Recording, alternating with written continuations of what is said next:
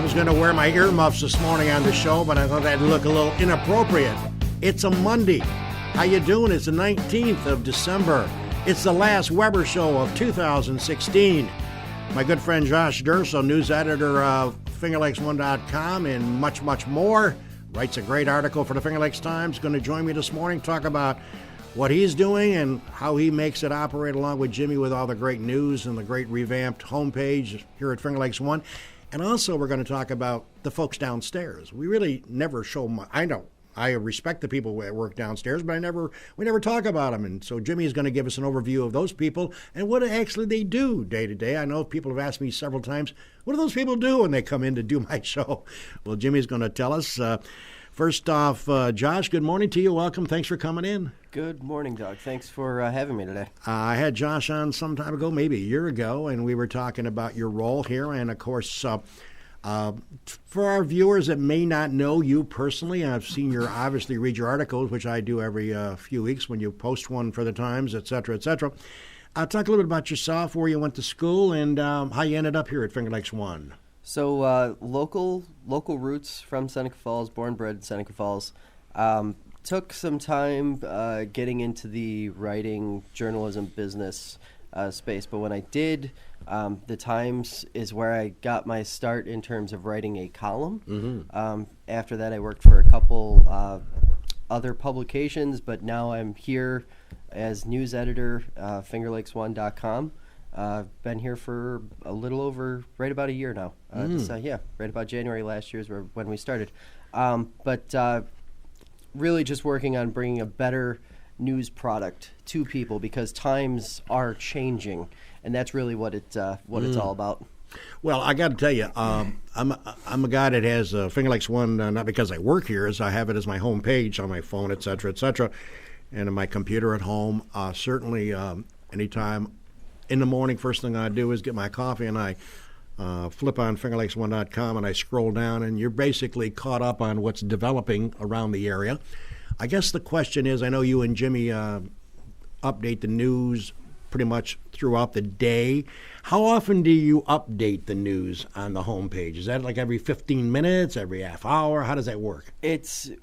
We're watching it constantly. Okay. So it's always, you get a slow news week, and this is the same with any publication. Like, sure. We do things our way here, but I mean, any news publication, you have your sort of baseline stories that you're working on in case it's a slow news week. And if it isn't, which usually it doesn't work out to plan. So usually what you wind up doing is you wind up wading through a bunch of stories as they happen in the moment, and you just kind of wing it the best you can. And me and Jim work really well together in terms of trying to keep everything moving on the right pace. Well, we're going to tip off to Jimmy, who owns this place. By the way, this is my fifth year with Finger Lakes One. I came on board. Jimmy and me talked years ago when I was retired from radio since George Sewin sold the station, and asked me to join Finger Lakes One. So it'll be my fifth year completion at the end of this month, which kind of surprising. But Jimmy, let's talk about, we've known each other a long time. It's great working with you here at FingerLakes1.com. Talk about the attitude you had relative to changing your your page and your look, the total revamp that you did. Talk about when you thought of doing that and how long it took you to get it created to where it is today. Pretty amazing. Great job. Well, I thought of doing it years ago, 2, 3, 4 years ago, but finding the time to change everything. That's great. The way we publish news and everything was all kind of set, but it was outdated in the fact that we weren't as mobile friendly as we wanted to be. Mm-hmm. And that's something that's very important. And it was also more difficult for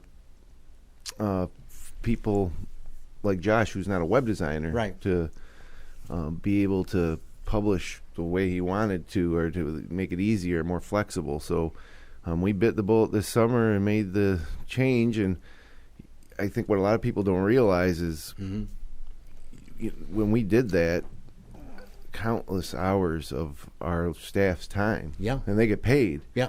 So it was significant expense sure, for us to make that change. I mean, pretty much a month of the staff dedicated to, producing that new website.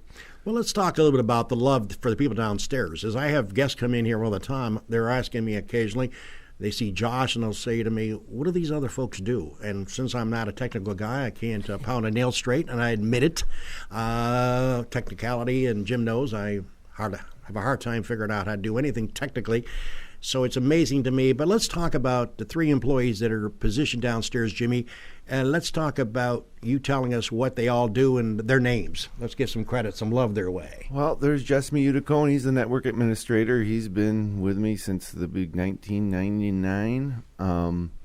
He's the one that makes sure that everything's running. We're a web development company and hosting company as well. So we have several hundred clients who we host their website, we manage their website, we develop websites.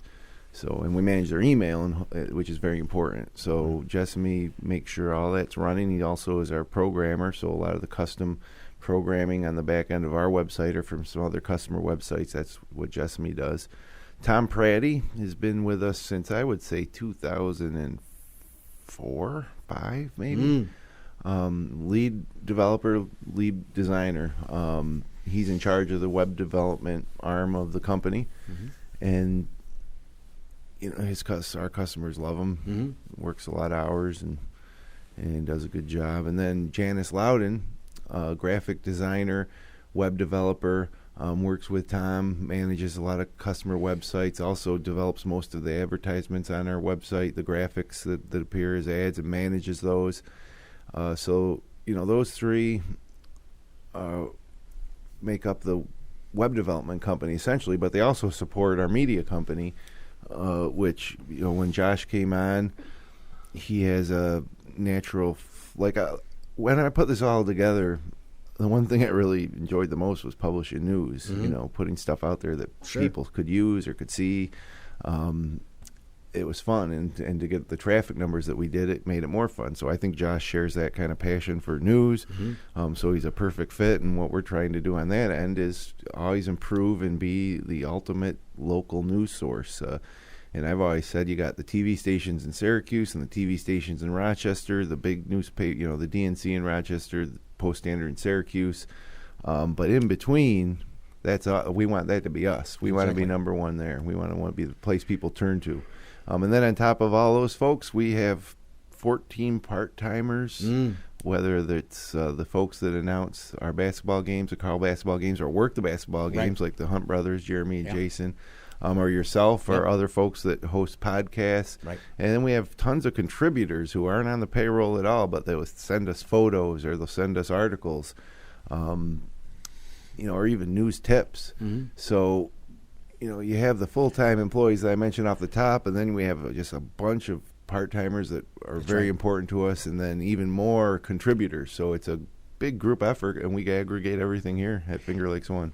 And by the way, just so you know, if you have a scheme or if you're involved in something that we're not covering here at Finger Lakes One, Jim's willing to talk to you about, you know, possibly having your own show here. It's that way it works. If something that enlightens Finger Lakes One, certainly Jim and Josh and the team here would certainly be welcome to talk to you about hosting your own program. Right, Jim? Chris Marquardt's a great example. Exactly. Several years ago, he said he wanted to, he had written a local motorsports column for the Finger Lakes Times, and he wanted to develop a podcast. And so 250 episodes later, the 31st Lap was born. And then off of that came the Crash Course podcast, which it's a demolition derby podcast. A lot of people will say, you know, well, who would listen to that? Well, thousands of people every week across the country. It's like the definitive demolition derby podcast in the country. That's great. So you can find a niche like that. And now he's developing a third show, The Final Round, which is a drag racing podcast. And similar to the demolition derby, it's very niche, and there's people that are passionate about that, not only locally but across the country. And so that's Chris Marquardt's a great example. Oh, yeah, I agree. So we're showing some love to our team today. Josh Durso's my guest this morning, and before we take our break, I want to, Josh, ask you about a story. A story never ends. The town of Seneca Falls, the ongoing what to do with Seneca Metals. Well, we had Local Law 7 in the consideration bucket, and then we got to Local Law 3. We had an election recently in November, and the two ladies that were fighting for the support of a local law, Sarah Torrey along with Lutz, were obviously pro-local laws. Their votes, along with Peretti, which was sort of a surprise, voted in Local Law 3 a few weeks ago, making the vote 4-1. Greg Lazaro, who wanted to continue negotiations, as you know, did not want to mandate a law. Now we have a law in the books. But as I am reminded in the college game day for ESPN, Lee Corso, who's one of the fine gentlemen who I watch every time he's there, he has a great line, not so fast, because starting January 1st, we have 2 new members coming on, the likes of Tom Ruzicka and my very good friend who I've known for decades. I call him Sweet Lou Ferrara. They're going to take their seats. And, Josh, you've been following it closer than anybody, I guess, in the media side of it in the Finger Lakes. That could change a lot with them coming on. It could, but, in the last, I think since the vote happened, I think there's been sort of a cooling off period that's happened. And I think that, Seneca Meadows has been very stringent on, they've been tight-lipped about how they're going to proceed. Bingo, yeah. But it doesn't look like at this point there aren't any other negotiations scheduled for a new host agreement. Mm-hmm. That said, the world doesn't seem to be ending in the way that some people thought it might if a law were passed. Mm-hmm. So I think what it really comes down to is how will the new board feel? Mm-hmm. Yesterday the Finger Lakes Times, got to throw a nod to them. They had a great story, great front page story. Exactly. And Supervisor Lazaro and Tom Ruzicka, new incoming board member, both said that it seemed like they had little interest in overturning or rescinding the law. Okay. So if that's the case and things can just move forward and a host agreement can be reached in the process, this really, as polarizing as it was, as tough as it was for some people to swallow on both sides, to see the prospect of the landfill continuing operation as well as those who wanted to see it just stop in the moment, it could be a great sort of medium ground that is found eventually. It's not going to happen overnight. And keep in mind, Local Law 3 says they have until 2025. Right. It's not going to happen in 3 months. Right. It's a long time. It's a long process, and it's still going to be here after that. The landfill's still going to be here. They're still going to be working there. They're still going to be maintaining it to some degree. There are tons of regulations around keeping landfills safe after they close. So they're not going to just disappear. I think what the big problem that a lot of people had with this all along was the amount of trash coming from the outside. Mm-hmm. That was the thing that as a member of the media covering this story, it was the common thread all the way around.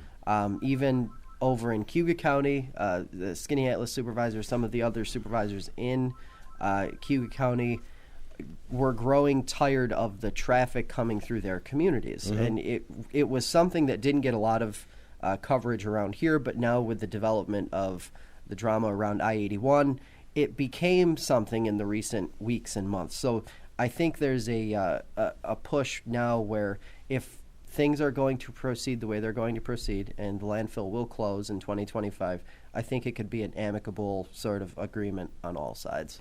Interesting. And, of course, you don't know. I talked to Kyle Black, as a matter of fact. I wanted him on the show, and he said he wanted to wait and come on in February or March to give us an update. You don't know what their legal minds are thinking right now. You don't know that. And the other thing I would like to say on that is that the job they're doing out there, they are doing a good job out there. They are doing the best they can with what they have, and whether you have so many factors at play. It's a matter of a lot of moving parts, and you really have to give them a nod to what they've tried to accomplish in the last several years. A lot of criticism, and I would say that's a fair statement on my part. Josh Durso is my guest this morning on our final show here on Weber This Week. Hope you're enjoying your Monday morning. Final show of the year. Final show of the year. Yeah, you'll be back in January. Yeah, I will, God willing. God willing, I will be. Yeah, that's right. Let me correct that. Unless Jimmy has plans to get rid of me, we're going to be back next year. But, Josh, a lot of criticism came from various segments of our population of the town, stating that the loss in the election by Sartori and Lutz deemed them not applicable to pass that law and to vote for that law. They should have remained stagnant and let Ruzicka and Ferrara deal with the issue when they took office January 1st. Your thoughts on that? So I wrote a column about this in the Times, and I actually wrote a piece here on Finger Lakes One also on this subject really shortly after the election. As a member of the media and as someone who lives in Seneca Falls and is a taxpayer and taking all of those things into consideration, I don't think that given the climate right now, it's a good idea to ever say, stop working, government. Okay. Because, and, it's the term goes until December 31st. Right. So good or bad, you take what you get. They were seated there whether you liked their positions on issues or not. Right. If the new, like a lot of people have pointed out, although it's been contested, if the new board so chooses and they would like to rescind the law, they can certainly move through the process and try to make that happen. Sure. And if they have the numbers to do it, great, they can do it, and that is a part of the process. But I really didn't like that this election was sort of billed as a referendum on landfilling. I agree. You have personalities, you have people, you have government at stake that goes way, way, way beyond just, a landfill issue or one particular issue. There are a lot of issues in Seneca Falls, and to put it all in one, and to insist that two people should or should not, just blanket statement like that, it's a really rough position to put. Well, the people biggest in. challenge with this issue is reporting it and staying neutral. In other words, I hope I would like to think that nobody really knows how Josh or I would stand on that issue. I have opinions. And Seneca Meadows is an advertiser with us, so that figures into things and the way we're perceived. It doesn't at all impact the way we cover. Exactly. But there's so many layers to it, and it's such an important issue and affects so many people. But it's important to me that our news arm stays neutral in the way we report it. We got to show both sides, and we've done that. We've had both sides up here in the studio. Right. Oh, yeah. And we've reported on every meeting, and sometimes it's just straight showing the video of the meeting. And then in Josh's coverage, his written coverage, I don't think that he is showing his hand in terms of his opinion, his personal opinion. Right. Well, of course, I have them as a sponsor of this show, and I was accused on the on the internet, on the various pages that I was asked to look at about siding with Seneca Meadows since they're a sponsor of my show. I have fortunate enough to have 12 or 13 sponsors. We're going to roll them in a second. So I kind of think, they wanted to come on the show. They've enjoyed coming on as guests, and I've tried to be fair with that. And if people take that I'm in bed with Seneca Meadows because they're a sponsor that pay Jimmy Senecropia and Finger Lakes One X number of dollars a month, it's ludicrous. Because if we had lost Seneca Meadows today, the show would still go on. I've been fortunate to have sponsors for 35 years. Hugo Lake National Bank for Padulas have been with me for 33 years. So, to think that the only reason I bring in Kyle Black and Mark Benjamin is because they're a sponsor is ludicrous. So let me take a break. Before we do our break and come back, it's amazing. It's 9:49 already. Josh Durso is my guest. We showed some love for the people downstairs, which I think we needed to do. Josh can talk about some news coverage starting at the beginning of the year. By the way, I got to send kudos out to the South Seneca Sportsman's Club. I had heard about this. My friend Frank Eldridge, Car 155, he's a sheriff, good friend of mine. We hang out together quite a bit. He's a member of that club, and he said, you got to go out and have breakfast with me on a Sunday morning. And so yesterday I said, let's go. So I went, and he picked me up. South Seneca Sportsman's Club. Now, I know Jimmy and Josh and myself and many of you checking me out this morning have had breakfast at various restaurants throughout the area and around the country. You got to believe this breakfast, folks. It is scary how fabulous this breakfast is. They start at 7 in the morning at the South Seneca Sportsman's Club near Ovid. Make a couple left-hand turns on those back roads and find it. It's not that hard. But lo and behold, you go in and they give you this. There's a sheet of white paper like this. Exactly this is what you get. So if Jim Senecropia is hungry, he goes in there, he writes his name down. Don't have to be a member. Starts at 7. I think it goes to 11. Now, do you want something to eat? Sure. 1, 2, 3, 4, 5, 6. There's 8 choices. Eggs, bacon, sausage, home fries, toast, pancakes, French toast, and cheese omelet. You can check them all and get it all. And you put your name down there. You hand it to the gentleman. You pay your $7, and then you find a seat. 10, 15 minutes later, out comes your breakfast with what you ordered. Now, you're still hungry? Check a couple other things and put on top, reorder. It's the most amazing breakfast that in my 71 and a half years of life so far, knock on wood, that I've ever been with. I've never seen anything like it. They bring the food to your table. They have juices. They have coffee. They have tea. It's scary good. Open to the public, folks. You want to get out there on a Sunday morning. I'm serious. You cannot believe the breakfast. So I want to send out kudos to the president of the Sportsman's Club out there in South Seneca, all the workers that were behind the counter yesterday cooking up this fabulous food, and it's the deal of the century. I'm talking deal. Jimmy, it's scary how good that was. So check it out, and if you're a hungry guy, you're going to love it for $7. I mean, it's really ridiculous. This is Weber This Week. Let's play our sponsor role, and we'll come back and talk to Josh and Jimmy.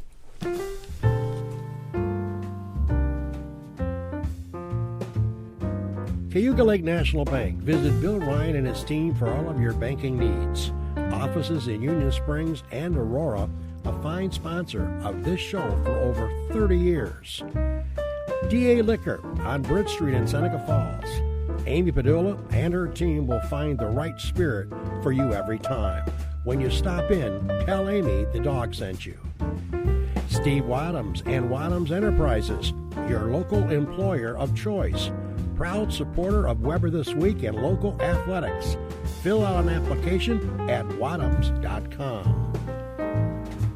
The Gould Hotel welcomes you to come out and enjoy the revitalization of this historic downtown Seneca Falls landmark.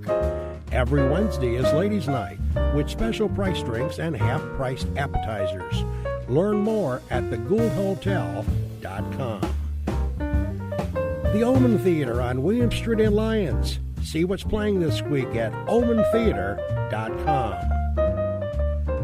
Located off New York State Thruway Exit 41, the McGee Diner has earned their reputation as a popular family restaurant, serving country fresh home-cooked meals daily.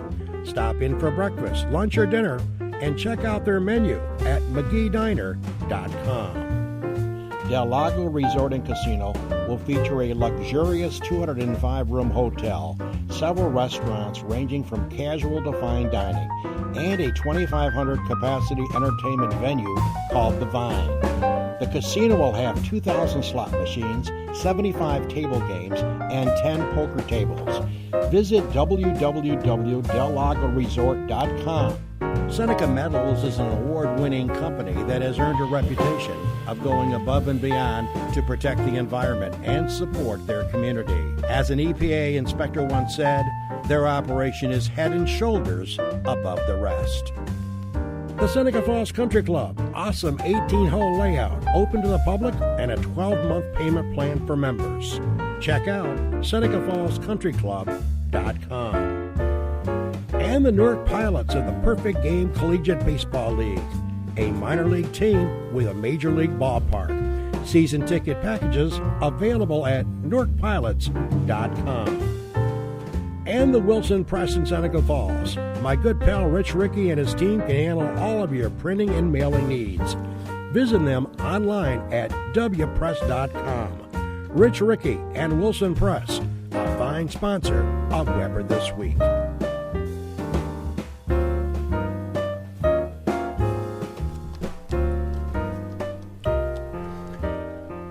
Welcome back, everybody. And I would be remiss as we close out the year to say thank you to all those great sponsors that we just rolled. Again, you can't do these types of shows without sponsors, and I've been very lucky. I pinch myself all the time thinking of the great sponsors I've had, and I still have, and probably have some additional ones. You never know for next year. So I want to thank everybody who sponsors this show, and I try to call everyone up. I'll make some calls this week to the people that run those organizations that sponsor and thank them personally for supporting it, because they can spend their money elsewhere. They don't have to spend it on this show. So I appreciate them. Josh, the coverage of news, you were talking about maybe expanding the coverage and maybe adding somebody. Give us a little overview of what's going to happen in the first of the year. Yeah, so starting January 3rd, we are actually really excited. We will be bringing on veteran of news coverage here in the Finger Lakes, former Wayne Post employee. Nice. Tammy Whitaker. Oh, good. She will be starting with us on January 3rd, and everyone will start to see her. They will start to experience her more. She will be, for the people who watch this show in Wayne County, she is going to be a huge asset to us because she is really well connected up there. And because of her long tenure covering Wayne County news, it's going to be a huge benefit to our readers and listeners up there. So it's really exciting news. That's great. So we look forward to that enhancement, and I'm sure she'll be great. And maybe we'll get her on the show, talk a little bit about her. Definitely. By the way, speaking of upcoming Weber shows, just so you know, obviously this is my last one for this year. We'll be back, obviously, in January. But we have a full calendar scheduled for January. They're all booked in, and I got confirmation that the vice president of slots, which is a big come-on to a lot of people, my wife Mary especially, loves playing slot machines, can't wait for February 1st, Frank Naborski. Frank Naborski is the vice president of slots. He did confirm just yesterday via email that he will be here on January the 2nd to do the show, talk about his slot operations. Got 2,000, and I was out with a couple of my friends who are in the business of doing tech work on slot machines, and they're involved out at Del Lago, their company, and like other companies as well. So Frank Naborski will be here talking about slots, which is dear to a lot of people's heart that likes to play the machine. So he'll be here on the 2nd. On the 9th of January, happy to bring in we confirmed Sweet Lou Farrar. Lou Farrar, the new town board member, has confirmed he's coming. He's working with Tom Ruzicka to see if Tom's schedule will allow him to be here as well. It'd be great to get them both in here, but we're going to get Lou Farrar for sure on the 9th. We hope to get Ruzicka as well on the Weber show on the 9th. On the 16th, speaking of timing, we're going to have Steve Churchill and Cindy Lorenzetti coming back. The politicians, as we call them, they'll be in and they'll be talking. Josh, they'll have a new chairman of the Board of Supervisors announced at that time, so we could talk about that individual. Will it be the same Westfall or will it be somebody else? Then on the 23rd, Melissa Taylor, who heads up 911, the emergency outfit of Seneca County. I met her at a party for Doyle Marquardt at the Club 86.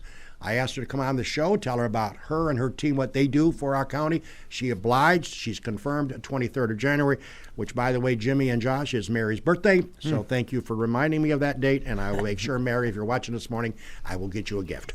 And then the 30th, we're bringing back a young man who kind of screwed up, and he admitted it. Nate Michaels, an outstanding singer, a guitar player. He was scheduled to come on the show, and actually he got thinking his son wasn't feeling good that morning and forgot to call us, so we were kind of stuck between a rock and a hard place.